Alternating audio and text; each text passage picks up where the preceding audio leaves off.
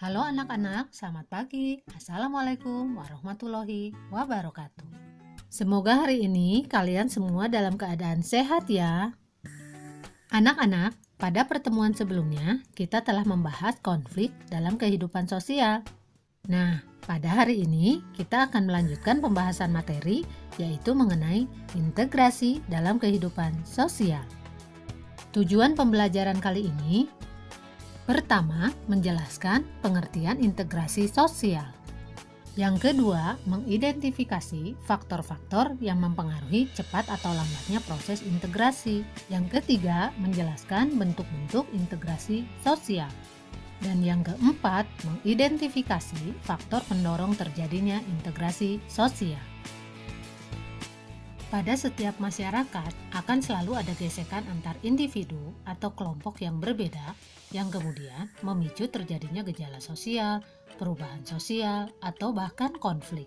Hal ini bisa teratasi jika terjadi proses integrasi yang berjalan dengan baik untuk menyatukan kembali individu atau kelompok yang berbeda tersebut.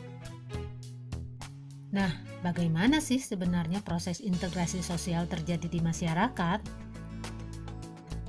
Integrasi berasal dari bahasa Inggris integration, yang berarti kesempurnaan atau keseluruhan.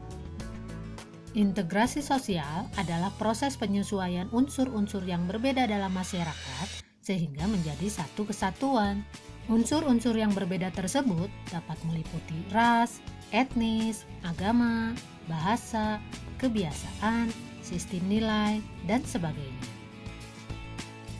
Definisi lain mengenai integrasi adalah suatu keadaan di mana kelompok-kelompok etnik beradaptasi terhadap kebudayaan mayoritas masyarakat.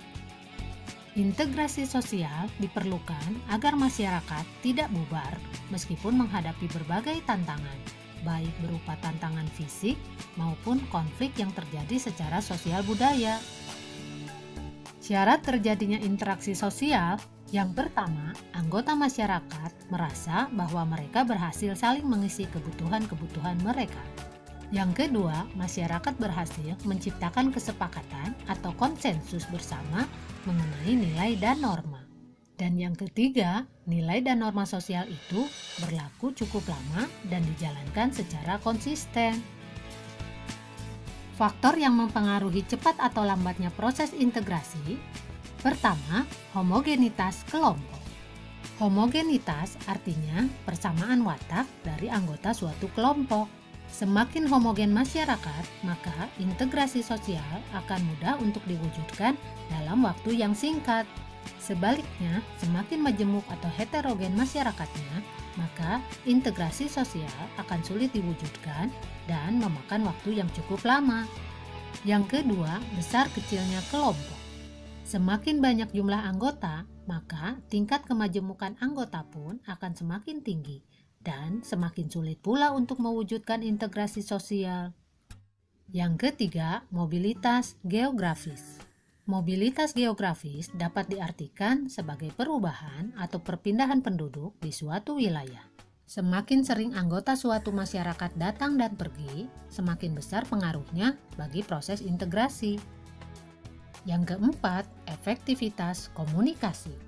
Semakin efektif komunikasi antar anggota, maka integrasi sosial akan lebih mudah terwujud. Sebaliknya, jika komunikasi antar anggota tidak efektif, maka integrasi sosial akan sulit terwujud dan membutuhkan waktu yang lebih lama. Nah, sekarang bagaimana bentuk-bentuk integrasi sosial? Bentuk-bentuk integrasi sosial. Yang pertama, integrasi normatif. Integrasi normatif artinya integrasi yang terjadi akibat adanya norma-norma yang berlaku di masyarakat. Contohnya, masyarakat Indonesia dipersatukan dengan semboyan Bhinneka Tunggal Ika. Yang kedua, integrasi fungsional. Integrasi fungsional artinya integrasi yang terbentuk sebagai akibat adanya fungsi-fungsi tertentu di dalam masyarakat. Sebagai contoh, Indonesia yang terdiri dari berbagai suku mengintegrasikan dirinya dengan melihat fungsi masing-masing. Misalnya, suku Bugis melaut, suku Jawa bertani, atau suku Minang yang pandai berdagang. Dan yang ketiga, integrasi koersif. Integrasi koersif artinya integrasi yang dilakukan dengan cara paksaan. Hal ini biasanya dilakukan bila diyakini banyaknya akibat negatif jika integrasi tidak dilakukan, atau pihak yang diajak untuk melakukan integrasi sosial enggan melakukan atau mencerna integrasi. Proses integrasi dilakukan melalui dua hal. Pertama, asimilasi.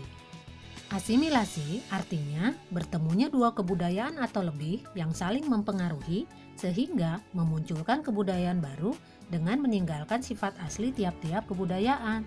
Dan yang kedua, melalui akulturasi. Akulturasi merupakan proses sosial yang terjadi bila kelompok sosial dengan kebudayaan tertentu dihadapkan pada kebudayaan asing, sehingga kebudayaan asing diserap, diterima, dan diolah dalam kebudayaan sendiri tanpa meninggalkan sifat asli kebudayaan penerima. Selanjutnya, apa saja faktor-faktor pendorong integrasi sosial? Faktor-faktor pendorong integrasi sosial yang pertama, adanya toleransi terhadap kebudayaan yang berbeda. Yang kedua, kesempatan yang seimbang dalam bidang ekonomi.